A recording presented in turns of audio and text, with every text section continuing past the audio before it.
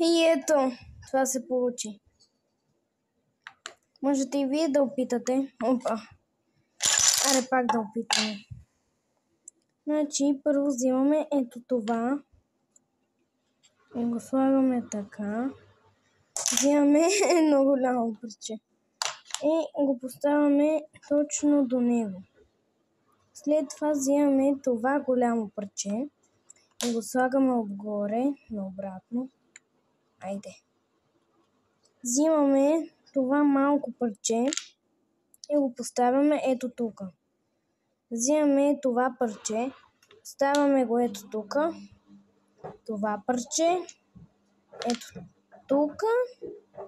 И последното го слагаме тук. Та-да! Ето, върнах се. Още няколко минутки ни остават. И ето, видяхте как се подрежда. Да ви покажа. Нали вече знаете. Взимаме първо... наобратно е. Взимаме първо това и го поставяме тук. После... Наобратно не мога да виждам.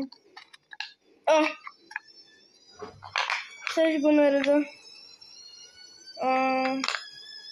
Добре. Вие вече сте видяли начина.